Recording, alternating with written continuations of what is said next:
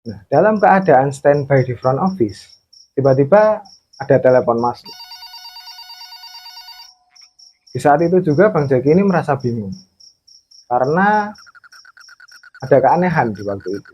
Dia mendengar ada seperti suara nafas yang terengah-engah dari telepon itu. Betapa terkejutnya dia ketika dia ini mendengar sesuatu.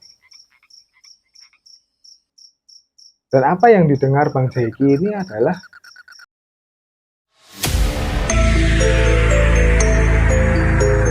halo sobat semua, selamat datang kembali di channel Post Horror, channel yang membawakan cerita-cerita horor dan cerita-cerita misteri.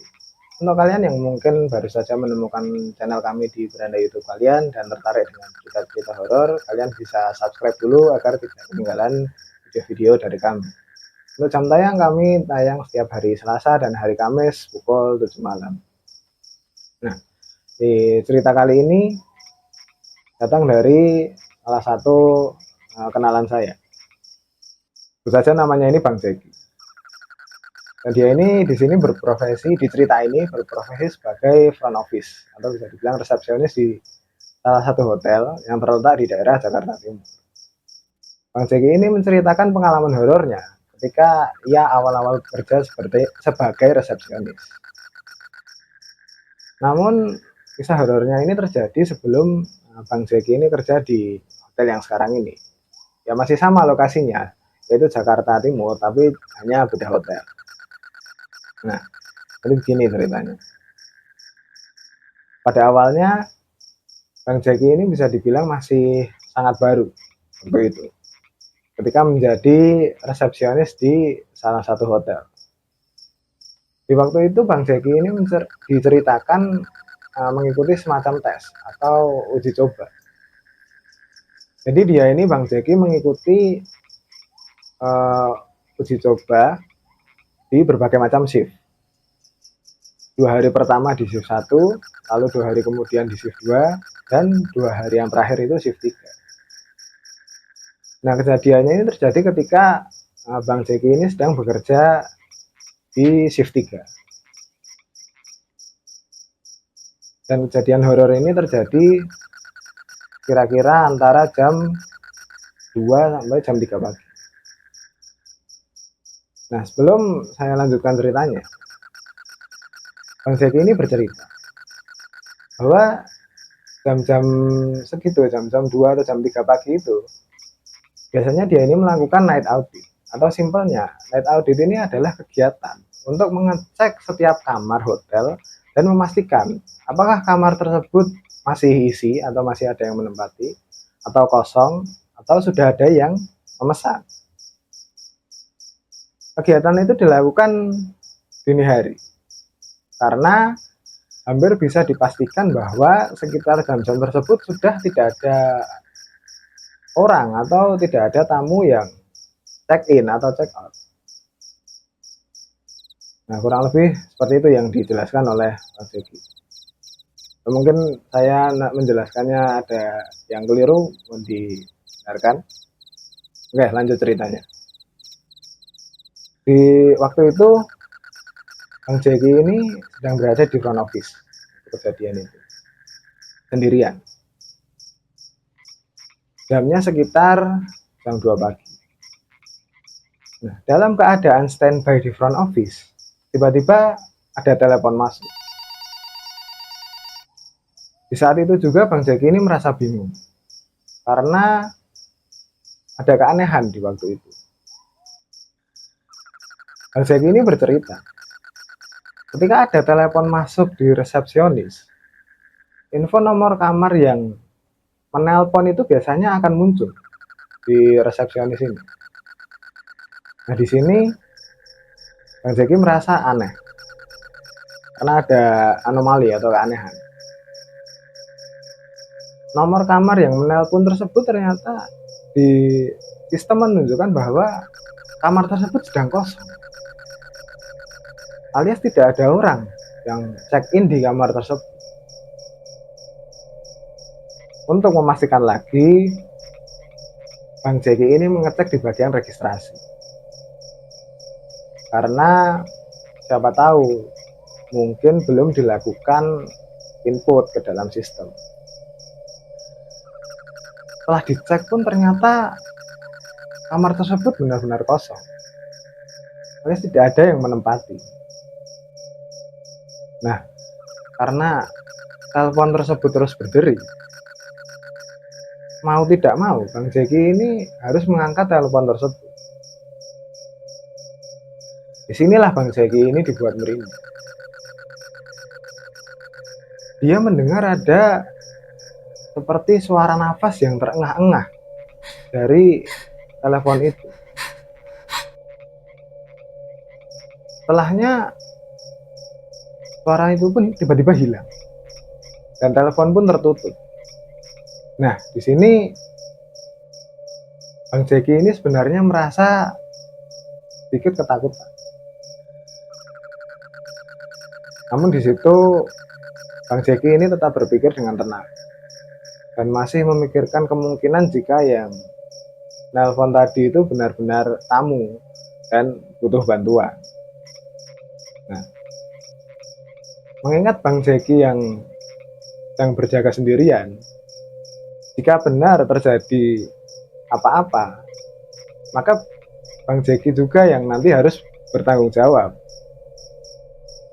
Nah, karena Bang Jeki ini bermaksud untuk menghindari hal-hal yang tidak diinginkan, maka Bang Jeki pun langsung memanggil security untuk menggantikannya di front office sementara. Karena bagi informasi di bagian front office ini tidak boleh kosong. Bergaslah kemudian Bang Jeki ini membawa kunci kamar dan naik ke atas menggunakan elevator dan menuju kamar tersebut yang terletak di lantai 5. Setelah sampai di lantai 5, pintu elevator pun terbuka.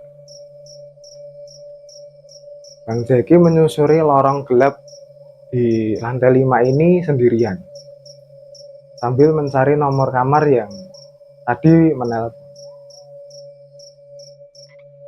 Setelah beberapa saat dicari-cari, akhirnya nomornya pun ketemu.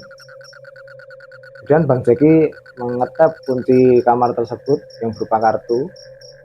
Akhirnya kamar tersebut terbuka tentunya. Bang Jeki pun membuka kamar tersebut dengan pelan-pelan. Ini Bang Jeki menceritakan, sebenarnya dia ini sudah menduga bahwa pasti di kamar tersebut itu gelap, karena memang di sistem tidak ada yang menempati. Selain gelap, kondisi kamar tersebut dalam kondisi yang sangat rapi, alias seperti sudah lama tidak ada tamu yang check-in di kamar itu. Nah, Bang Jeki ini memutuskan untuk masuk ke dalam kamar tersebut. Niatnya untuk sekedar melakukan pengecekan. Nah, sedang mengecek di dalam kamar, tiba-tiba Bang Jeki ini sempat terkejut karena dia melihat telepon yang ada di kamar itu, gagang teleponnya itu miring sedikit, alias tidak pas di tempat. Dengan kata lain, gagang tersebut tidak tertutup sempurna, seperti ada yang habis memakai telepon tersebut. Dengan ada rasa ketakutan, Bang Jeki ini membetulkan gagang telepon tersebut dan hendak cepat-cepat kembali ke front office, mengingat dia ini sendirian di lantai itu. Nah, ketika Bang Jeki ini mau keluar kamar, betapa terkejutnya dia ketika dia ini mendengar sesuatu. Dan apa yang didengar Bang Jeki ini adalah suara anak kecil yang seperti berlarian di lorong sambil ketawa-tawa. Nah, mendengar itu, Bang Jeki ini spontan menghentikan langkah. Bang Jeki tidak ada niat untuk keluar dari kamar ketika mendengar langkah itu. Ketika Bang Jeki berhenti, suara tersebut masih terdengar kurang lebih selama 5 menit. Jadi di sini Bang Jeki ini benar-benar menunggu di dalam kamar sampai suaranya itu benar-benar hilang. Dia ini bercerita, Bang Jeki ini, sebenarnya ada perasaan mau mengintip keluar kamar. Wah, benar anak kecil. Ya sudah pasti dia juga mengira pasti tidak mungkin anak kecil karena jam segitu dan tidak ada uh, tamu apapun yang check in di lantai itu. Nah, karena terlalu takut, Bang Jeki ini tidak jadi mengintip. Karena itu Bang Jeki pun akhirnya menunggu hingga akhirnya suara tersebut hilang. Setelah Bang Jeki ini sadar bahwa suara anak kecil yang lari-larian dan ketawa-ketawa tadi sudah hilang, cepat-cepat Bang Jeki ini lari ke arah elevator dan menekan tombol menuju ground atau menuju lantai 1 di tempat di mana front office berada. Nah, setelah itu pun hari itu pengalaman horornya sudah sampai di anak kecil itu. Dan esok harinya ternyata Bang Jeki ini masih mengalami kejadian horor. Dan ini masih terkait dengan hari sebelumnya. Jadi ceritanya hari itu pada pukul 10 malam. Bang Jeki ini mendapatkan telepon dari salah satu kamar di lantai 3. Rupanya telepon tersebut berupa komplain dari tamu yang menginap di kamar yang ada di lantai 3 itu. Tamu itu komplain agar Bang Jeki ini mengondisikan anak kecil yang lari-larian di lorong. Karena tamu tersebut merasa terganggu dengan suara gaduh anak kecil yang lari-lari. Sudah jam 10 malam juga. Nah, di komplain seperti itu, Bang Jeki ini panik. Bukan karena komplainan tamunya, tapi sebenarnya Bang Jeki ini sudah tahu bahwa di lantai 3 tersebut sebenarnya cuma satu kamar yang ditempati. Itu kamar orang yang komplain itu. Yang berarti tidak ada siapa-siapa di lantai 3 itu selain tamu yang komplain. Nah, namun di sini Bang Jeki ini tetap tenang dengan menjawab komplain tersebut dengan jawaban, oh iya Bu, tadi memang ada keluarga yang baru saja check in, nanti akan saya tegur dan mohon maaf atas ketidaknyamanannya Bu. Nah, jadi itu tadi pengalaman horor dari, ya sebut saja Bang Jeki. Saya ketemunya di Discord.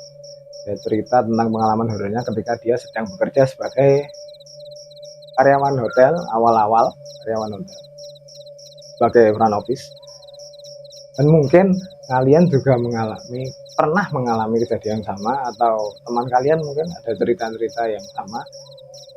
Kalian bisa tulis di komentar, dan atau mungkin kalian ingin cerita kalian dibawakan di episode selanjutnya, kalian bisa kirim di email, kalian bisa kirim di DM TikTok dan Instagram yang sudah kami taruh di deskripsi. Dan jangan lupa jika kalian menyukai episode kali ini, kalian bisa like, kalian bisa share ke teman-teman kalian. Dan sekali lagi saya ucapkan terima kasih untuk kalian yang menonton hingga saat ini. Ucapkan terima kasih dan sampai jumpa.